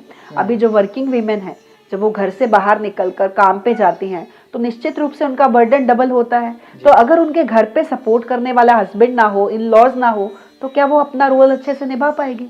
नहीं। इसलिए ये कहना कि महिला सशक्तिकरण एक डिबेट है पुरुषों के अगेंस्ट, तो मुझे लगता है वो चीज़ सही नहीं है, वो नैरेटिव सही नहीं है। महिलाओं को जो उनके अधिकारों से वंचित रखा गया, उनको उनके अधिकार मिले, इसके लिए हमें सुनिश्चित करना है। और ये दोनों को सुनिश्चित करना होगा, पुरुषों को भी सुनिश्चित करना होगा, महिलाओं को भी सुनिश्चित करना होगा। और जब दोनों मिलकर काम करेंगे तो अपने आप से ये जो जिंदगी है ये दोनों के लिए बेहतर बनेगी, महिलाओं के लिए भी बनेगी और पुरुषों के लिए भी बनेगी। मैं खुद का उदाहरण देती हूँ, मैं आज जो भी हूँ अपने पिताजी की वजह से हूँ, अपनी माताजी की वजह से हूँ। मेरे पापा ने मुझ पर इतना विश्वास दिखाया, उन्होंने मुझे हमेशा कहा कि तुम्हें जो सही लगता है जिंदगी में हमेशा वही करना, मैं तुम्हारे साथ हूँ। उनके जो ये शब्द हैं, उनका जो मुझ पर विश्वास है, उनका जो साथ है, वही मुझे अपने रूप में जो मैं आज हूँ आपके सामने, वो उसको पेश करने की ताकत देता है, आगे बढ़ने का मनोबल देता है। जी, आपने कुछ सालों पहले एक फिल्म देखी होगी नायक। जी बिल्कुल, अनिल कपूर की। बिल्कुल बिल्कुल। और वो एक पत्रकार थे उसमें, लेकिन कुछ ऐसे सर्कमस्टेंसेस बने कि उनको एक दिन के लिए मुख्यमंत्री बना दिया गया जी और उस एक ही दिन में उन्होंने ऐसी छाप छोड़ी कि जनता ने उनकी डिमांड कर ली। जी आपका व्यक्तित्व भी बहुत ही अलग है और बांसुरी स्वराज जी की तरह आप आपका व्यक्तित्व उनकी तरह मैं कई बार महसूस करता हूँ। दिखने में भी आप उन्हीं की तरह लगती हैं कई बार। अरे वाह, ये मेरे लिए कॉम्प्लीमेंट है। तो क्या आपको अगर एक दिन के लिए मुख्यमंत्री बना दिया जाए राजस्थान प्रदेश में, तो आप ऐसा क्या करेंगी जिससे कि पब्लिक आपकी डिमांड करे और आप ही को जो है 5 साल के लिए मुख्यमंत्री बनाने के लिए लालायित हो जाए? देखिए, मैंने जैसा आपको कहा कि मैं इस बात पे विश्वास नहीं करती कि लोगों को क्या अच्छा लगे, लोगों के लिए क्या अच्छा होगा, ये डिसीजन लेना किसी भी राजनेता की जिम्मेदारी होती है। फिर चाहे लोग उसे एक्सेप्ट करें या नहीं करें। मैं मोदी जी को अपना आइडल मानती हूँ और उन्होंने कई ऐसे डिसीजन लिए हैं जो भले लोगों को अच्छे नहीं लगे, लेकिन लॉन्ग टर्म में इस देश के विकास में उन्होंने बहुत महत्वपूर्ण भूमिका निभाई है। तो अगर मुझे एक दिन के लिए मुख्यमंत्री बना दिया जाता है तो सबसे पहले तो मैं ये करूंगी कि इस देश के हर व्यक्ति को मुफ्त शिक्षा मिलेगी, उसके लिए उचित समाधान मिलेंगे और उसके लिए उनको किसी तरह का मॉनिटरी बेनिफिट नहीं मिलेगा। जैसे आपका विद्यार्थी कोई पढ़ना चाहता है, वो कहाँ पढ़ना चाहता है, उसकी पूरी फीस जो है वो यूनिवर्सिटी वो सरकार देगी। और उसके बाद क्योंकि अगर आपको अवसर मिलेगा ना, तो उस अवसर का लाभ उठाना ये भारत का नागरिक बहुत अच्छे से जानता है। अभी हमारी शिक्षा नीति में जो जितने भी चीज़ें कि आपको स्कॉलरशिप मिलेगी, आपको फ्री स्कूटी मिलेगी, आपको लैपटॉप मिलेगा, ये सब करके हमने शिक्षा नीति को एक तरह से खराब किया है। बहुत सारे युवा इन्हीं योजनाओं का लाभ लेने के लिए विश्वविद्यालय में आते हैं, उनका पढ़ने में, रिसर्च में कोई इंटरेस्ट अगर नहीं है, तो उसका कारण ये डिफॉल्टिंग पॉलिसीज़ है। मैं सिर्फ सबसे पहले ये करूँगी कि हर व्यक्ति को वो जहाँ पढ़ना चाहता है, जैसी शिक्षा लेना चाहता है, उसे वो शिक्षा लेने का अधिकार सरकार उसके लिए समुचित व्यवस्था करेगी। उस व्यक्ति के रहने की, खाने की, हॉस्टल की, उसकी फीस की, उसकी किताबों की, सारी चीज़ें का वहन जो है सरकार के द्वारा किया जाएगा। फिर आप देखिए कि इस देश में कितने इनोवेटिव प्रोजेक्ट्स होंगे। अभी तो फ्री शिक्षा के नाम पे जैसे सरकारी स्कूल में जाना पड़ेगा उनको, लेकिन जब वो अपनी चॉइस के अच्छे स्कूल में जा पाएंगे तो हर व्यक्ति को वो अपॉर्चुनिटी मिल पाएगी जिसको वो प्राप्त करना चाहता है, और उसका रिजल्ट जो है इस देश की हालात को बदल के रखता है। क्या एक दिन में ये सब पॉसिबल हो पाएगा? पॉलिसी तो पास करके रूल तो पास कर ही सकते हैं, वो तो पिक्चर की तरह दिखाना पड़ेगा। इतना पावरफुल मैं भी होंगी ना उस सीएम की तरह कि मैं उस दिन कर पाऊँ। यूनिवर्सिटी में आप प्रोफेसर हैं जी, राजस्थान यूनिवर्सिटी। जी। आप यहाँ युवाओं में किस तरह की ऐसी बातें देखते हैं जो कि उनमें होनी नहीं चाहिए, जो उनको पीछे की ओर धकेल रही है? यहाँ अगर मैं युवाओं की बात देखूँ तो मुझे ऐसा लगता है कि युवा सिर्फ फॉर्मल डिग्री, जो एजुकेशन डिग्री है, उसके पीछे भाग रहे हैं। अपनी संस्कृति, अपनी विचारधारा, वो कोई भी हो सकती है, किसी भी पार्टी की विचारधारा हो, लेकिन सिर्फ उसको नाम के लिए उसको फॉलो नहीं करे, उसको सही मायनों में जाने और आत्मसात करें। वो चीज़ मुझे थोड़ा सा हमारे युवाओं के लिए एक चैलेंज लगता है, और उसके लिए मुझे लगता है विश्वविद्यालयों को, सरकार को, प्रशासन को प्रयास करने चाहिए कि वो अपनी विचारधारा, अपनी संस्कृति को जान सके, समझ सके और उसके बाद उसका चुनाव कर सके। तो मुझे लगता है एक बेहतर विश्वविद्यालय की कल्पना हम साकार कर पाएंगे। क्या राजस्थान विश्वविद्यालय में छात्र राजनीति जरूरी है? क्या आपको लगता है कि छात्र राजनीति जो है वो राजस्थान विश्वविद्यालय में कारगर है, या ये विद्यार्थियों को एक गलत ट्रैक पर लेकर जा रही है? नहीं, मैं छात्र राजनीति की समर्थन हूँ, बहुत दिल से समर्थक हूँ। मुझे लगता है कि विश्वविद्यालय में जो छात्र राजनीति होती है, ये देश और प्रदेश की राजनीति का पहला पायदान है। बल्कि यहाँ हमें छात्र राजनीति को अलाउड करना चाहिए। बच्चों को बिल्कुल चुनाव लड़ने चाहिए, चुनाव का मौका उनको मिलना चाहिए। लोगों को एज अ वोटर किस तरह का वो नेता चुनते हैं, किस तरह के छात्र नेता वो चुनते हैं, उसका एक्सपीरियंस करने देना चाहिए। ये उनके भविष्य में ज़रूर से काम आएगा। बस इसमें कुछ संयम बरतने की आवश्यकता है कि छात्र नेताओं के चुनाव छात्रों के ही रहे, धन बल के चुनाव ना बने। उसके ऊपर हमें संयम रखना पड़ेगा, क्योंकि आज हम देखते हैं जिस तरह से चुनाव चलते हैं वो धन बल के ज़्यादा चुनाव लगता है। जब तक आपके पास 10 गाड़ियाँ नहीं होंगी फॉर्चूनर, लोग आपको नेता नहीं मानते। तो ये जो मानसिकता बदल गई है ना हाल ही के दिनों में छात्र नेताओं को लेके, इसको तोड़कर आप प्रेसिडेंशियल डिबेट्स कराइए, आप मुद्दों की बात करिए, उनकी क्या आइडियोलॉजी होगी अपने विश्वविद्यालयों को लेकर, उनका मैनिफेस्टो क्या होगा, इस तरह की बातें होनी चाहिए। और अगर छात्र, आप देखिए छात्र नेता जो होते हैं ना, मैं मानती हूँ प्रशांत जी, वो किसी भी विश्वविद्यालय की आत्मा का रूप करते हैं। कोई त्योहार है विश्वविद्यालय में, किसी का जन्मदिन है, किसी की डेथ हो गई, ये सब चीज़ों का पता हमें छात्र नेताओं की पोस्ट से तो लगता है लाइवली एक इन्वायरमेंट, ये एग्जाम की डेट आ गई, ये डेट जाने वाली है, ये लास्ट डेट है, इस दिन फॉर्म भरिए। तो वो हमेशा विद्यार्थियों के लिए तत्पर रहते हैं। मुझे लगता है अपना पूरा जीवन छोड़ के उसी सारा दिन विश्वविद्यालय के छोटे कामों में लगता है। तो छात्र नेता बहुत महत्वपूर्ण है, उनको बस उनका सृजन ऐसा होना चाहिए कि वो कंस्ट्रक्टिव फोर्स के रूप में काम करे, डिस्ट्रक्टिव में नहीं। लेकिन छात्र राजनीति में जब आउटसाइडर्स का इन्वॉल्वमेंट होता है और वहाँ छात्र गुट आमने सामने होकर कई बार मूंड माथे भी फोड़ लेते हैं जी, तो क्या इसको भी आप राजनीति का एक हिस्सा मानते हैं? देखिए राजनीति में होता है, अक्सर ऐसी घटनाएं हुई हैं, बहुत कम, लेकिन हमने ये भी देखा, क्योंकि मैं विश्वविद्यालय में रहती हूँ तो मैं ऐसी भी घटनाओं की साक्षी हूँ जब दूसरे विचारधारा के विद्यार्थी के घर कोई फंक्शन है और सारे विद्यार्थी उसमें पहुंच रहे हैं।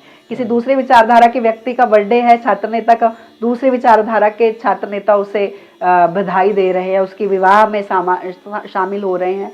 तो ये तो विद्यार्थियों की समझ हमें डेवलप करनी होगी कि राजनीति विचारधारा ये अलग चीज़ है, लेकिन अपना भाईचारा, अपनी दोस्ती, इन चीज़ों से इत्र होनी चाहिए। आपके दोस्त दूसरी विचारधाराओं में भी हो सकते हैं, विचारधारा की बात जब डिस्कशन हो तब हो, जब चुनाव हो तब हो, आप उसको चुनिए उस हिसाब से, लेकिन उसके कारण दुश्मन बन जाना ये चीज़ नहीं होनी चाहिए। और इतना परिपक्व हमें अपने विद्यार्थियों को, अपने छात्रों को करना होगा, और निश्चित रूप से वो हो भी रहे हैं।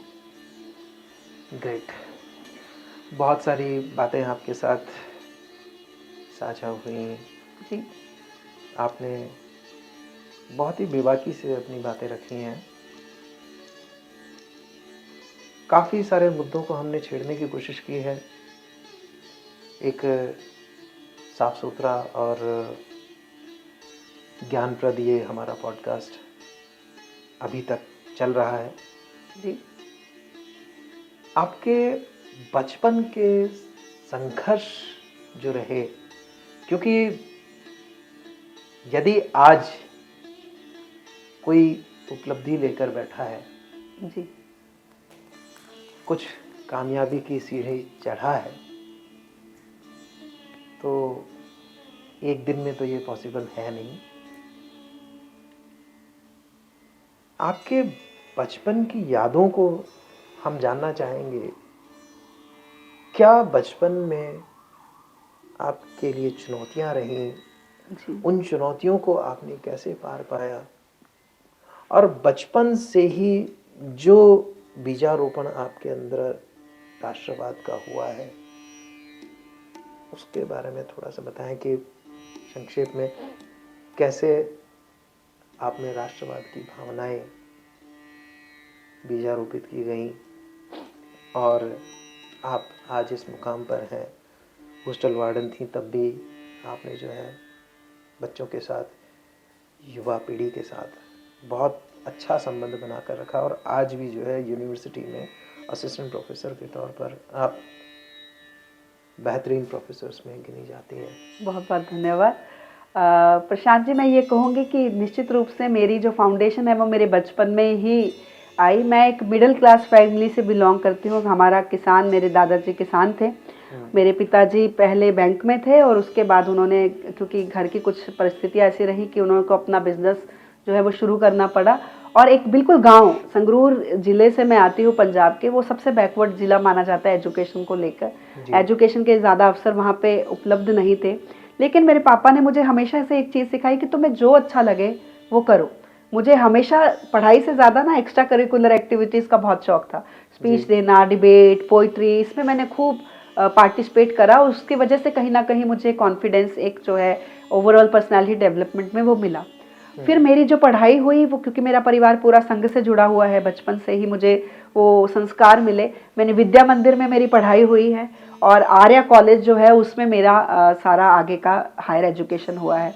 और दोनों में ही सनातन संस्कृति के प्रति एक प्रेम जो है उसका पाठ वहाँ पे हमें पढ़ाया जाता रहा है। तो खाने से पहले भोजन मंत्र करना, वंदे मातरम की रिस्पेक्ट करना, हमेशा अपने राष्ट्रगान राष्ट्रगीत की रिस्पेक्ट करना, ये सारी चीज़ें हमें बचपन से ही हमें मतलब ऐसे लगा कि ये कोर पार्ट है, हमारी रूटीन, हमारे दिनचर्या का एक हिस्सा है। फिर जब हम आर्या कॉलेज गए तो वहाँ पर वेद सप्ताह होते थे। अभी जो गुजरात के गवर्नर हैं आचार्य देवव्रत जी, वो वहाँ पे हर 6 महीने में 10 दिन के लिए आते थे और पूरा टाइम भारतीय संस्कृति में क्या चीज़ें रही, कैसे हमारी संस्कृति को तोड़ मरोड़ कर पेश किया जाता है, वो सारी डिबेट चर्चाएं वहाँ पर खूब चलती थी। और वो 10 दिन का मैं वेट करती थी कि कब आएंगे, क्योंकि उसके दौरान मुझे ऐसे लगता था कि मेरी जो सोल जो सर्च कर रही है ना, मुझे वो चीज़ मिलती थी। तो उसके दौरान हमारी डिस्कशन होती, तो मुझे ऐसा लगता था कि भारत का जो एक पर्सपेक्टिव है, जो हम कहते हैं राष्ट्र प्रथम का कॉन्सेप्ट है, या मेरा भारत, भारतीय होने पर जो गर्व है, मुझे उस दौरान मेरे अंदर बहुत डेवलप हुआ। और उसके कारण मेरा नज़रिया जो है वो राष्ट्रवादी भी हुआ और एक अलग नज़रिया भी हुआ। वेस्टर्नाइज्ड मॉडल से हटकर भारतीय नज़रिए से मैंने लोगों को, चीज़ों को देखना समझना शुरू करा। और मुझे लगता है, और उसके दौरान एक बहुत खास बात थी कि हमारे कॉलेज में नुक्कड़ नाटक बहुत होते थे। अलग अलग जगह जाकर हम सामाजिक बुराइयों के बारे में वो बहुत करते थे। तो एक गौशाला हमारे वहाँ चलती थी, महाशा प्रतिज्ञा पाल जी वो चलाते थे। उन्होंने मेरे पापा को आकर बोला कि भाई आपकी बेटी बहुत अच्छी है, तो हम इसको अपने साथ जोड़ना चाहते हैं। तो मेरे पिताजी का जो आंसर था वो कि पढ़ तो फिर भी लेगी, समाज के लिए कुछ करना ज़रूरी है, तो आप ज़रूर से इसे लेके जाइए। तो हमने जगह जगह जाकर नुक्कड़ नाटक करे। जो हमारा राम बाग जहाँ पे शमशान घाट जिसको बोलते हैं, वो इतना सुंदर सजा दिया हमने उसको आर्ट एंड क्राफ्ट के साथ कि लोग उसको पिकनिक के रूप में घूमने आने लगे। तो कैसे चीज़ों का पर्सपेक्टिव चेंज होता है, ये मैंने बचपन से सीखा है। उसी का परिणाम निकला कि जब मैं हॉस्टल में एज ए वार्डन मैंने ज्वाइन करा रामलीला, ये दिया मेकिंग की, स्टूडेंट की एनर्जी को जब हम पॉजिटिव कंस्ट्रक्टिव वे में लगा देते हैं, वो अपने आप सारे विकारों से दूर हो जाता है। ये मैंने वहाँ पर सीखा। आपकी एक पुस्तक भी आई है? मेरी किताब आई है हाल ही में, कल ही उसका लॉन्च हुआ है। प्रशांत जी, माननीय अविनाश राय खन्ना जी, डॉक्टर गोपाल शर्मा जी और मिथिलेश गौतम जी ने उसका लॉन्च कराया है। ये किताब है posh act Bloom with dignity के ऊपर। महिलाओं को, आज हम बात कर रहे हैं 21वीं सदी की, जो महिलाओं की सदी है, महिलाएं अपने घर से निकलकर बाहर कार्यस्थलों पर जा रही हैं, तो उनके साथ जो अलग अलग तरह का उत्पीड़न हो रहा है, शोषण हो रहा है, उसके लिए कानून तो इस देश में पहले से है, पॉश एक्ट। जी जी जी। लेकिन उसकी जो लैंग्वेज है वो इतनी टफ बना दी गई कि हम उसको समझ ही नहीं पाते कि ये हो रहा है या नहीं हो रहा है, उसको समझना। तो मैंने बहुत डेली लाइफ की एग्जांपल्स को यूज करते हुए उसको समझाने की कोशिश इस किताब में की है। और अरिहंत पब्लिकेशन का मैं थैंक यू करूंगी कि वो इस किताब को लेकर आए। इतनी ही बातचीत हमारे बीच में हुई है, काफ़ी कुछ युवाओं को पता चला है। कोई बात ऐसी जो मैं आपसे पूछ नहीं पाया या आप बताने से रह गए और आप चाहते हैं कि देश के युवाओं को पता चले, मोटिवेशन के तौर पर साझा करें? आपने वैसे तो हमारा जो ब्लॉग है, आपका जो अपना डायलॉग अभी हुआ है पूरा इस पॉडकास्ट में, सारी चीज़ें लगभग हमने कवर करी हैं, बहुत अच्छे से कवर करी है। और आपने कई मुझसे पॉलिटिकल क्वेश्चन अंदर से भी मेरे निकालने की कोशिश की है। लेकिन मैं इस देश के युवाओं को बस यही मैसेज देना चाहती हूँ कि खुद में विश्वास कीजिए। जिस दिन आपने खुद में विश्वास करना शुरू कर दिया, उस दिन इस दुनिया की कोई ऐसी शक्ति नहीं जो आपको आपका बेहतर वर्जन बनने से रोक सके। आपको दुनिया से मुकाबला नहीं करना, आपको खुद से मुकाबला करना है। खुद से कंपटीशन करिए और हर दिन खुद से बेहतर बनने के प्रयास करिए। जिस दिन देश के युवा ये प्रयास करना शुरू कर देंगे, ये देश का विकास अपने आप हो जाएगा। बस trust in yourself, have faith in your culture, have faith in your roots and you are all the wings, जिसके साथ आप पूरी दुनिया को जीत सकते हैं। ऐसा वो हर पोटेंशियल आप में है, खुद में विश्वास करें। तो दोस्तों, ये थी हमारे साथ Daisy Sharma ji, doctor Daisy Sharma ji, जो कि असिस्टेंट प्रोफेसर हैं राजस्थान यूनिवर्सिटी में पब्लिक एडमिनिस्ट्रेशन डिपार्टमेंट से। इन्होंने बहुत ही खूबसूरत बातें हमारे साथ साझा की। साथ ही साथ मैं आपसे ये रिक्वेस्ट करना चाहूँगा कि एक चैनल है बतियन की गली, a sip of art, Priyadarshini Mishra जो कि बहुत ही खूबसूरत एंकर हैं, जितनी खूबसूरत वो हैं उससे ज़्यादा खूबसूरत उनकी सोच और उनकी आवाज़ भी है। तो आप इस चैनल को देखें। इस चैनल के कुछ पॉडकास्ट जो अभी सीज़न 4 के रिलीज़ हुए हैं वो मैं डिस्क्रिप्शन में शेयर भी करूँगा, तो आप उनको देखिएगा। और कुछ मोटिवेशनल टॉक्स आपको वहाँ भी मिलने वाली हैं। ये खूबसूरत सी जो जगह है ये उन्हीं की तरफ से हमें उपलब्ध कराई गई है।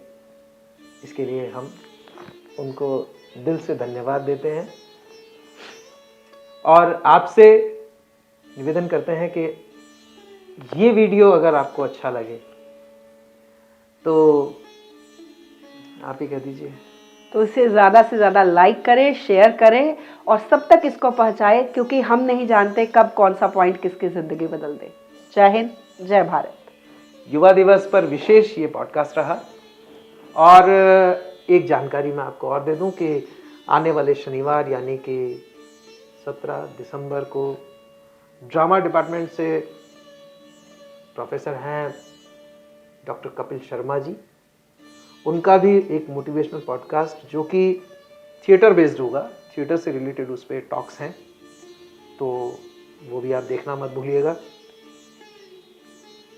मिलते हैं शनिवार शाम 4 बजे। आज शनिवार नहीं है लेकिन युवा दिवस है और युवा दिवस पर युवाओं के लिए ये स्पेशल पॉडकास्ट करना हमारे लिए बहुत ज़रूरी था। तो इस पॉडकास्ट में हम यहीं आपसे अनुमति लेते हैं। मिलते हैं शनिवार ठीक शाम 4 बजे। जय हिंद, जय भारत।